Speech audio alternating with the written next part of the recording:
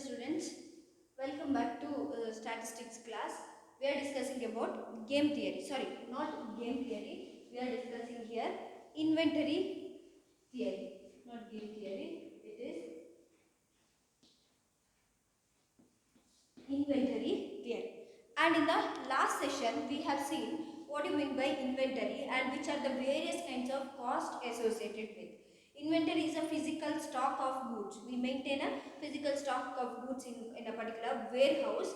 It may be for the future production purpose, or it may be for the what product we produced. We stock it for the purpose of sale. It may be for the production purpose, raw materials we may maintain, or it may be the finished product for the purpose of sale. And there are various kinds of cost associated with, that is maintenance cost, or else second one setup cost, then comes their shortage cost, and it is production or purchase cost. Then we have seen variables, controllable variables and uncontrollable variables, and also we have seen some of the terms, stock replenishment, and it's about what you mean by demand and what you mean by economic order quantity or economic lot size or reorder time. We have seen some of the terms. Now in today's session we'll see, if we say inventory, what are the merits and what are the demerits of inventory. Now advantages of inventory. There comes the bulk purchasing decreases the cost of production and also transportation. What happens if we maintain the inventory? There is an advantage, means we purchase in a bulk. If we have warehouse, means what do? We purchase all the raw materials in a once we purchase in a bulk. If we purchase bulk raw materials, what happens there?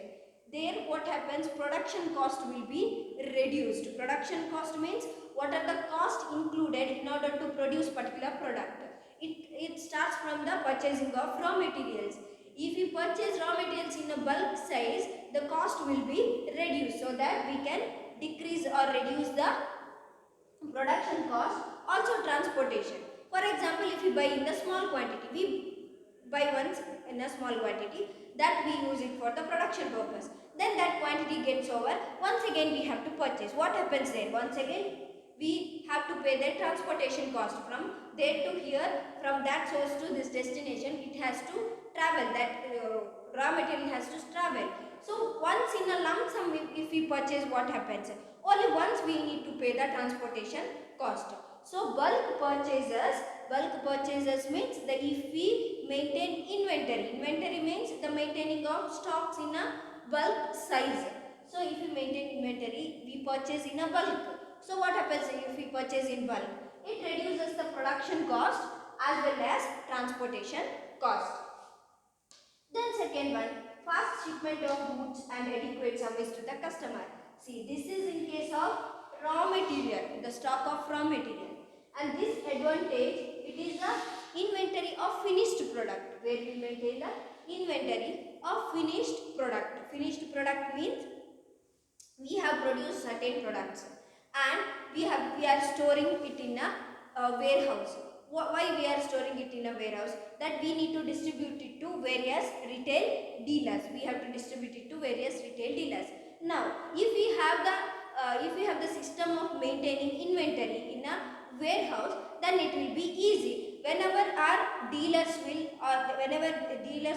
order, they present their orders for the products, we can easily give it to them based on their requirement. We can easily, because we have the stock of goods, stock of the products we have. When they require, we can transit. That service we can provide. And service to customers, the better service to customer. There will not be any delay or meeting their demand, or there will not be any kind of confusion, because we maintain the well stock of goods.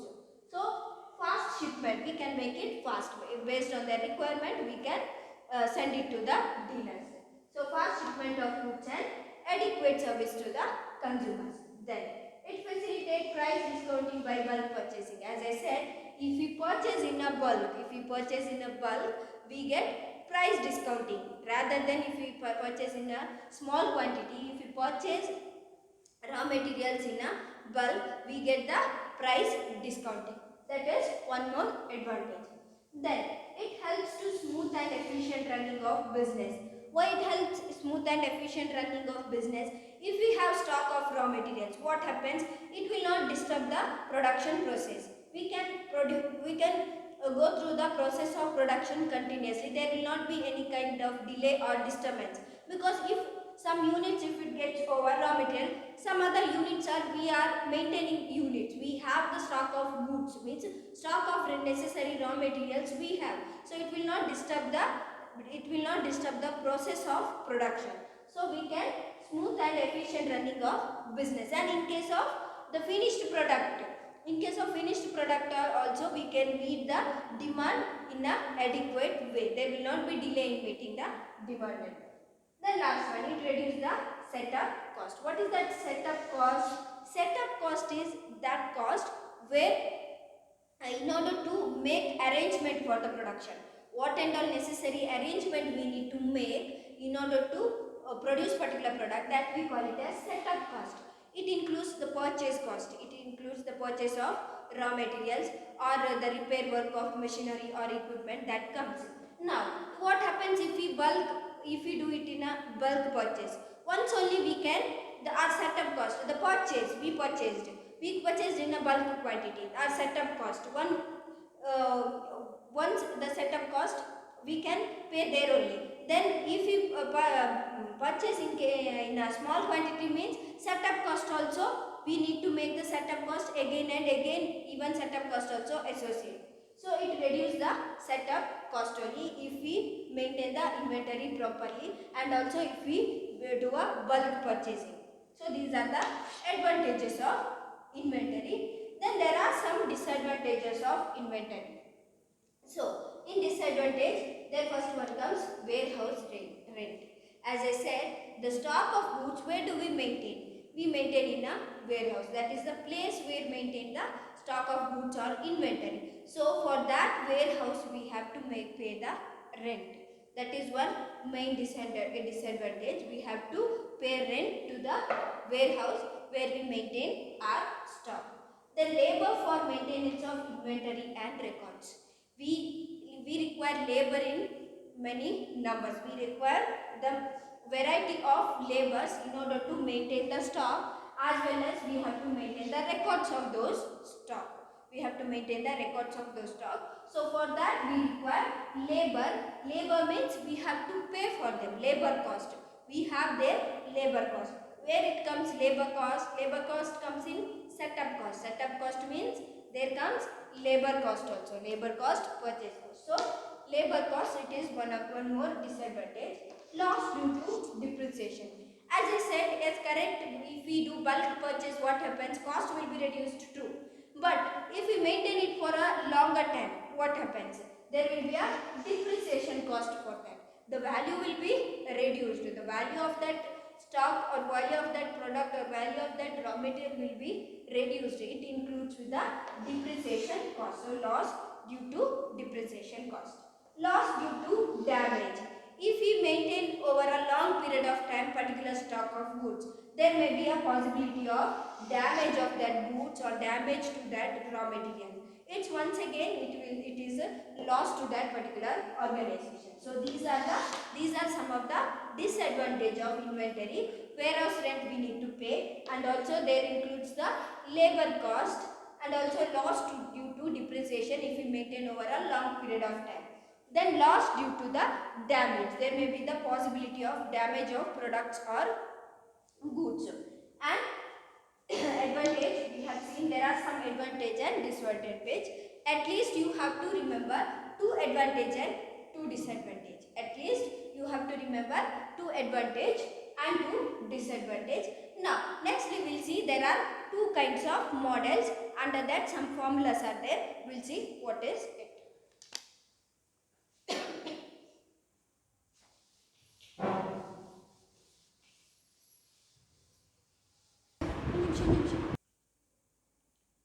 Now we will see the inventory models. In inventory we can see two kinds of models, that is deterministic model and probabilistic model. The difference between deterministic model and probabilistic model, In deterministic model, we consider that we assume that demand is uniform. Demand is always uniform. And in case of probabilistic model, we assume that demand is random. It is not uniform, it is random. So we have two kinds of models, deterministic and probabilistic. But according to your syllabus, you are going to study only deterministic model. We are going to study only deterministic model. But in that deterministic, we are not studying anything about probabilistic model. But in that deterministic model, we can see further two models. These are two models in deterministic model. That the difference between these two models is, in model 2 we consider shortage. We consider the shortage level, but here we do not consider shortage. Shortage means it is nothing but we consider C2 here. We consider C2 here. In model 1 we do not consider the shortage level or C2. So these models, under this there are various formulas. This we are going to use in the problem. This we are going to use in the problem. So at any cost you have to be thorough with these two formulas. Now we'll see what are the formulas will come under model 1 and model 2, that is the deterministic model. We are going to study, we have two inventory model, deterministic and probabilistic model, but according to your syllabus you have only one model, that is deterministic model, where model 1 and model 2. Model 2 means it considers the shortage, model 1 it do not consider the shortage. Now in that first formula we are going to write about, that is economic order quantity, that is EOQ or economic lot size, ELS. So what is the formula? The EOQ, that is economic lot size, it is denoted by Q0 is equal, formula is 2C3R divided by C1. The root of 2C3R divided by C1. So what is C3 here? What is C3? C3 is setup cost. Setup cost or procurement cost or reorder cost. That reorder cost, that is C3. R is nothing but demand. R is demand there, and C1, that is holding cost, carrying cost or maintenance cost. Holding, carrying, maintenance or storage. Sorry, one name I left while teaching maintenance cost. Maintenance cost, carrying cost, holding cost or else storage cost, that is C1. That is in case of model 1. The formula for economic lot size in model 2, that is Q0 is equal to 2C3R C1, same thing, then into C1 plus C2 divided by C2. As I said, we consider shortage in case of model 2. C1 is maintenance cost, C2 is shortage cost. C2 is shortage cost. Then we'll see next one, that is reorder time. We need to calculate here reorder time. Reorder time, that is denoted by T0. So here reorder time formula is Q0. Q0 is economic order quantity divided by R. R is nothing but demand. Now in case of model 2 it repeats, same thing will repeat, that is Q0 divided by R. Same formula for model 1 and model 2. And next comes their frequency of replenishment. Frequency of replenishment. What is the formula? Frequency of replenishment divided by N0. That is number of times. How many times what is the frequency? What is the frequency of order or refilling the goods? That is 1 by T0. What is T0?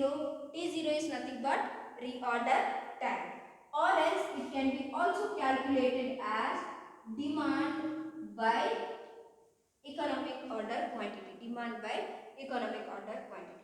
And same formula will repeat once again here also. That is 1 by T0. It is equal to demand by reorder quantity. Ulta of that, demand by reorder quantity. One and the same. The next formula here, minimum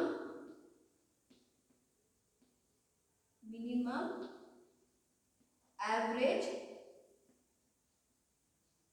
cost. Minimum average cost. Here comes formula, the minimum average cost. It is C inside the bracket economic order quantity root of 2 C1 C3 R. The root of 2 C1 C3 R. C1 is maintenance cost, C3 is setup cost, and multiply with demand. Then you have to take the root. Here in case of model 2, here as I said, here we include shortage. Here we include shortage. So your formula goes like 2 C1 C3 R, same thing.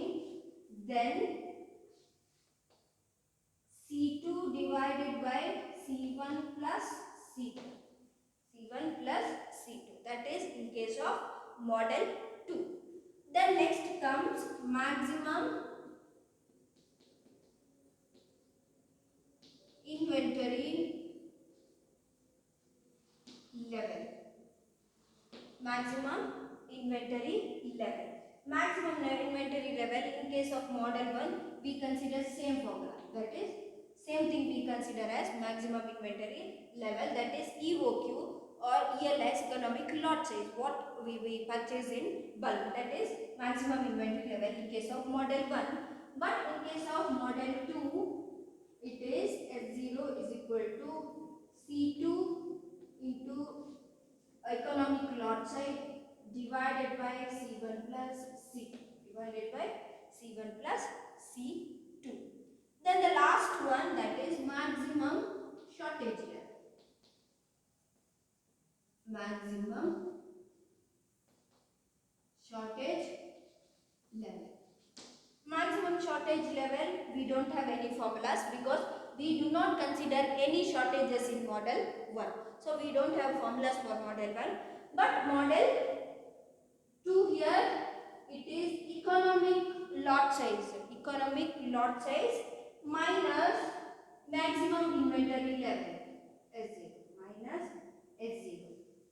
Here, in case of model 2, from economic lot size, if we deduct maximum inventory level, we get that.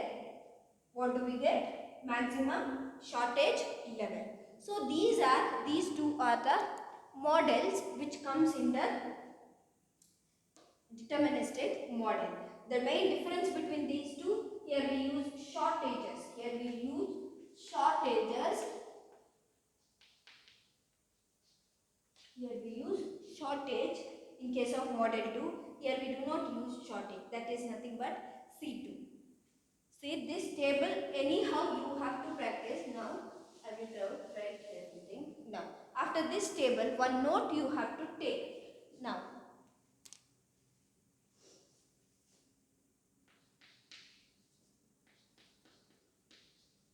note is, in some problem, if carrying cost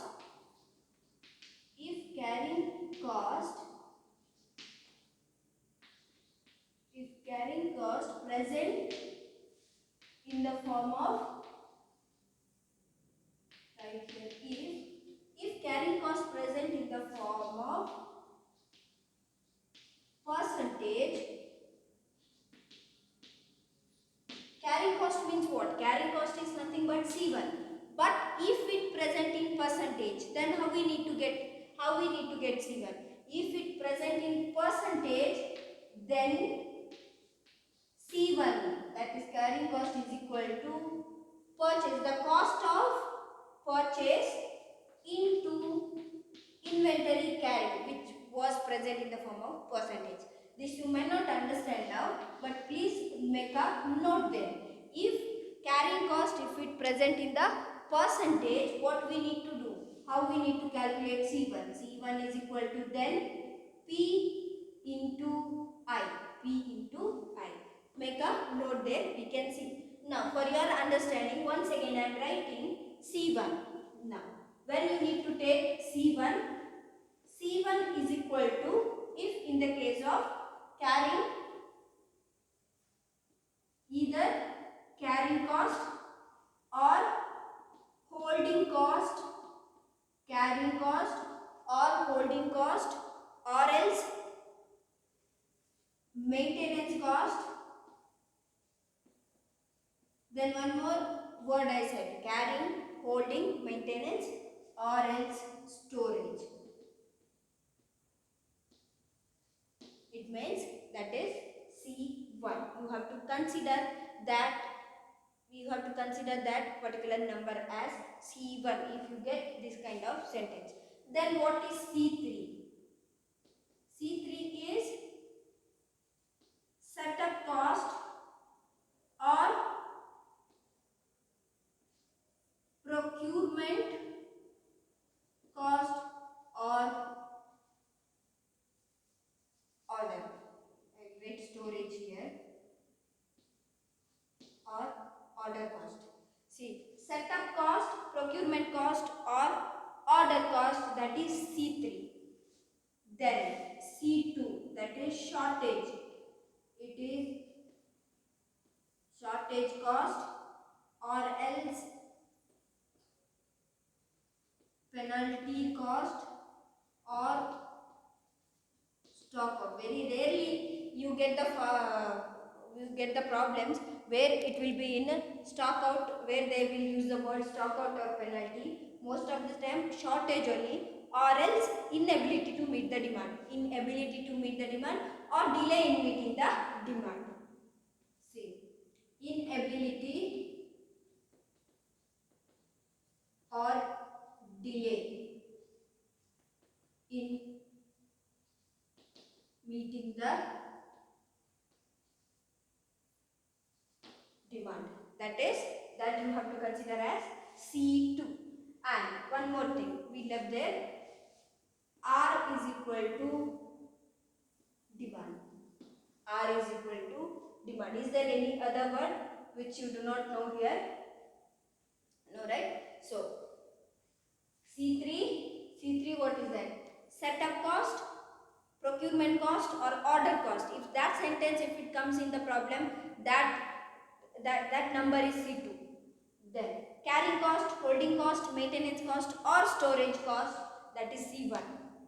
Shortage cost or inability to meet the demand, delay in meeting the demand, penalty or stock out, that is C2. That is C2. Yes, C1, C3, C2. And demand will be written as demand only. Demand is R.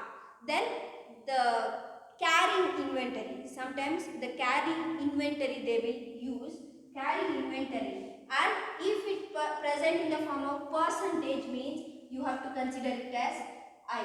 The carrying inventory. The carrying inventory, if it present in the form of percentage, then cost price will be given.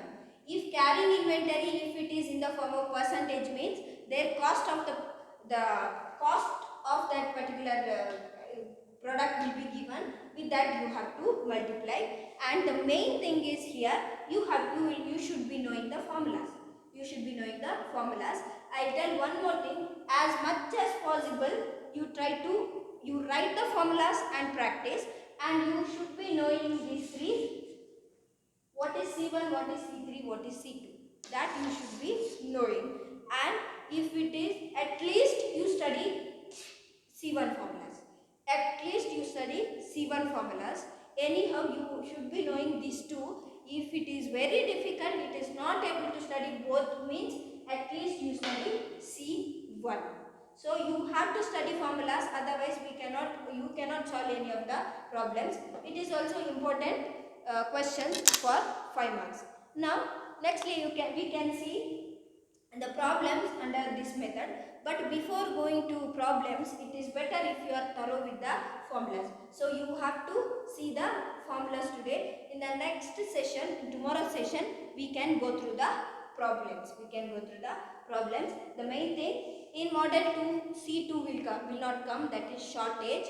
In C1, sorry, in C2 will come in model 2. Here C2 will not be there. Please study the formulas, write and practice, otherwise it is difficult. For today's session, we can wind up.